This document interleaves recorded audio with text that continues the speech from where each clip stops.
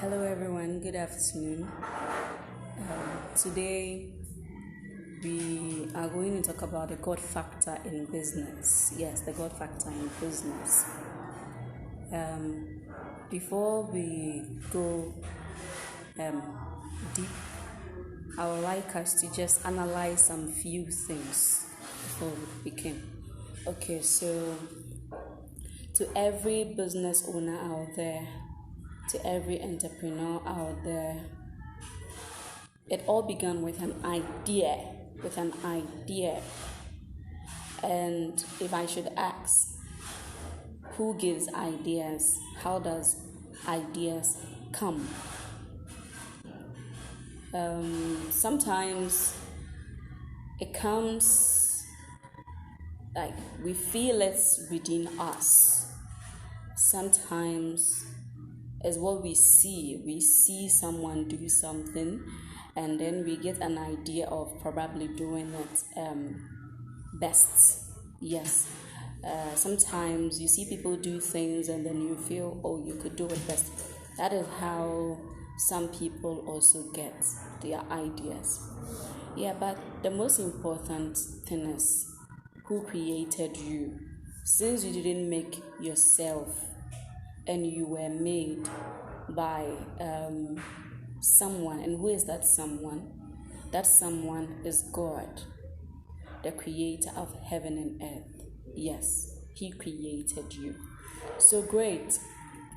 If someone created you, if God created you, when you read the Bible, it says he even knew Jeremiah when he was in his mother's womb.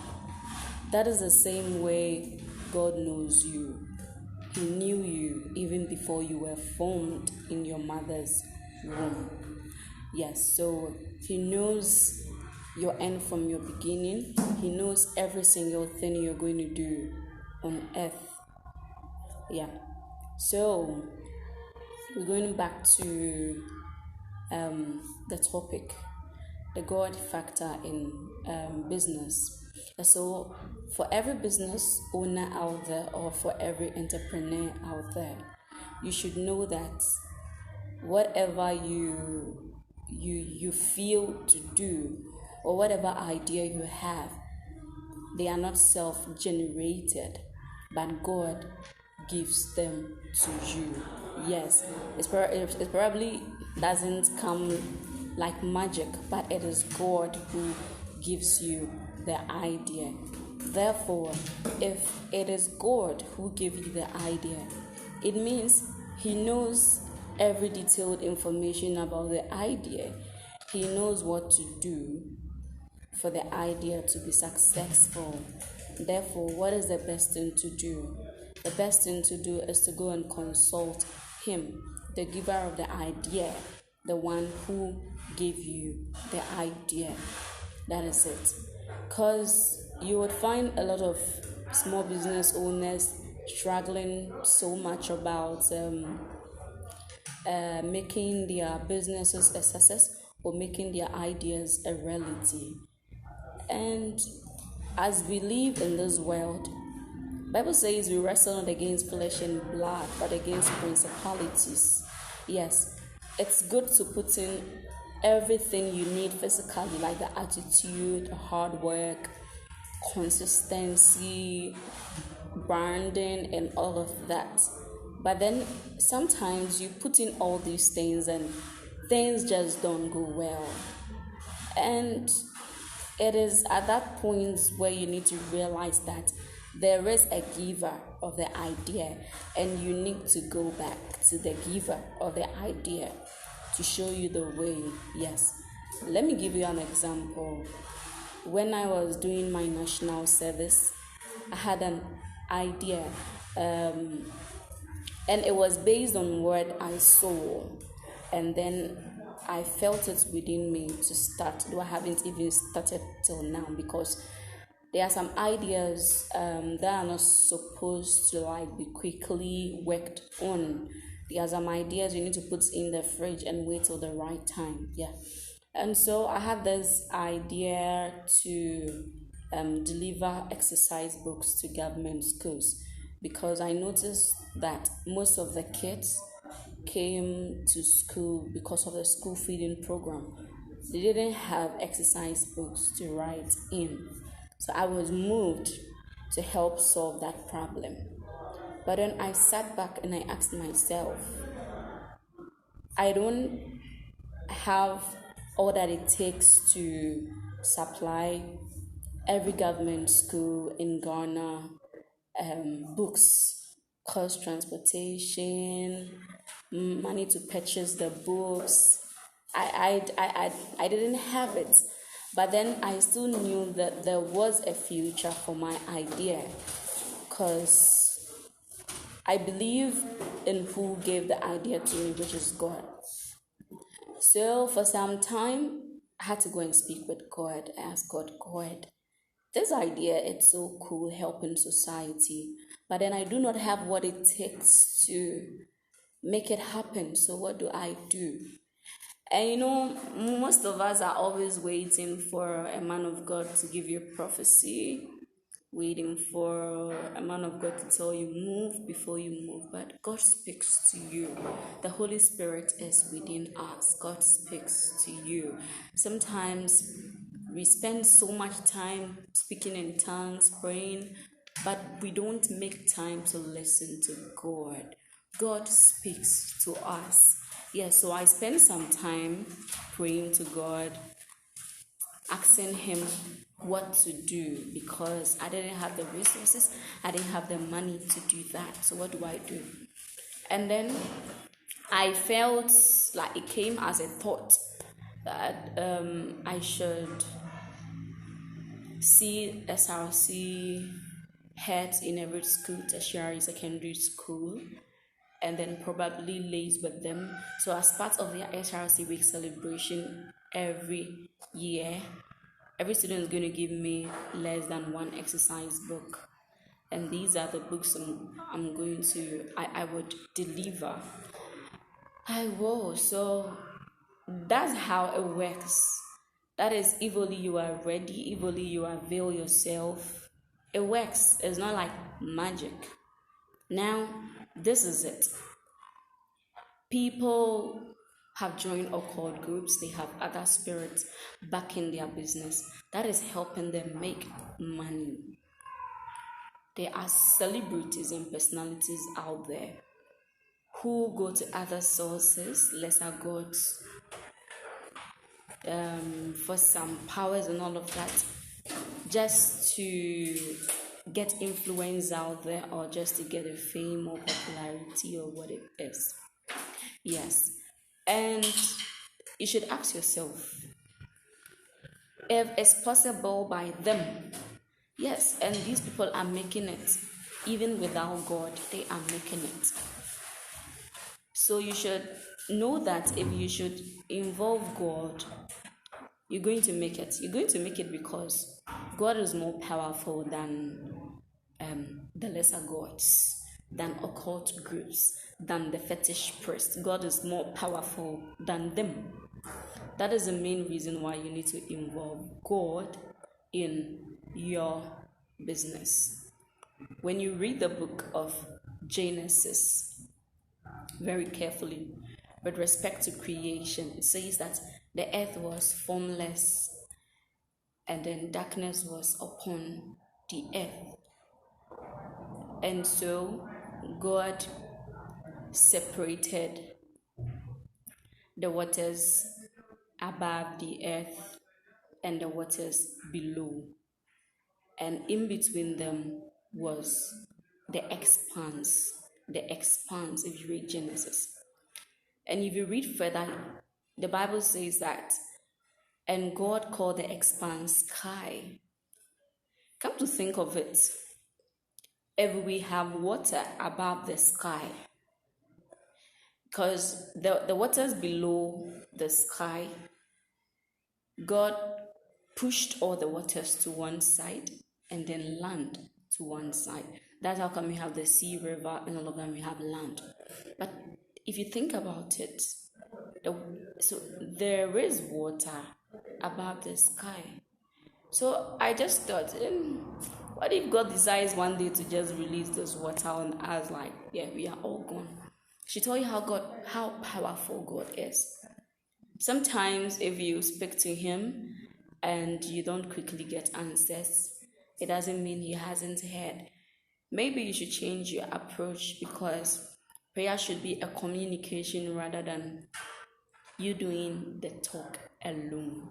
Yes, it's supposed to be a communication, but we don't make prayer a communication. It's like sometimes we don't even expect a response from God. We expect the physical manifestation. I pray to God, God bless me financially.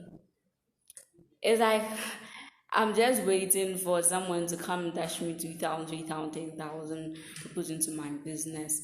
But we forget that God can actually respond to your prayers by giving you a step, a direction, which will come in a form of a dream or in a form of a thought. Yes, but we don't really pay attention to that. We are always ready for money to come solve our problems, but we are not ready to get feedbacks from God to solve our problems. So I just need you to know that putting God first in your business is very critical. It has nothing to do with you being a Christian, a Muslim, a Buddhist, or whatever it is. Because every business has a spirit behind it. If it is not God, then it is the other one. Yes, it can be both. Yeah. And so you may have a business, and then you may have put in all the resources, all the attitude, all the hard work, sleepless nights, and all of that. But as a business, as a small business owner, as a startup, as an entrepreneur, like it's just not going so well. Things are so hard, and you get frustrated. You feel so frustrated, and you feel like giving up because why BBR, but it's not working. That is a time for you to seek the giver of the idea. That is a time to seek your maker. That is a time to seek the one who created the heaven and the earth, the God who owns the world. Gold, bauxite, minerals belong to God. It doesn't belong to the Freemason. It doesn't belong to the Illuminati. Though physically it looks like they are ruling because, yes, they have it, but then it belongs to God. So you should learn how to go on your knees and put your business before God. Because if your competitors out there are using other spirits to grow their business, and you call yourself a Christian, you call yourself a child of God, like you are just there, you don't even consider the God factor, you've never thought of the God factor. How do you expect to compete with them? No, you are joking. You are joking. People are selling what you are selling. People are doing what you are doing. And they have things from fetish priests in their shops and all of that. And you are there. You just want to be, should I say nude? No. You just want to be like raw. Yeah, let me just use raw. You just want to live a normal life. You just want to do your business the normal way without seeking for the God factor. You don't expect to compete with them. That is why you find a lot of Christians out there doing business, and it's looking like the people who are not Christians are rather making it, and Christians are broke. That is how it's looking, because we don't know the value of our God. We don't know what our God can do. Those people, they believe in whatever spirit they use. They have serious faith in it. They have crazy faith in it. And they take advantage of it. But see us, we don't even use the God we have in our business. So I just hope from today you're going to involve God in your business, because it is He who is going to give you customers. It is He who's going to let you make it. It is He who's going to make your business stand in this wicked world where we have evil spirits ruling, manipulating people, and all of that. Yes. So if someone can go to a fetish priest to just capture the heart of clients, to always come back to their shop, what are you sitting there for without a God factor? How do you compete with such a person? It is not enough talking about God with your mouth, with your lips. It is not enough being involved in every church activity or talking God. It is time to experience God. Enough of talking God. It is time to experience God. How would we feel if there are a lot of testimonies out there about people personally experiencing God, and not necessarily about what they've heard or what their pastor said, or people are saying, but that they experience this for themselves? It is very critical for you to involve God in your business as a small business owner. And don't forget, it's not all about the hard work. It's not all about the money you put in, the capital. It's not all about the sleepless nights. It's not all about the branding. It is about the spirit behind your business. What is the spirit behind your business? What is the spirit behind your business? Yes, so that is a question I leave you with today.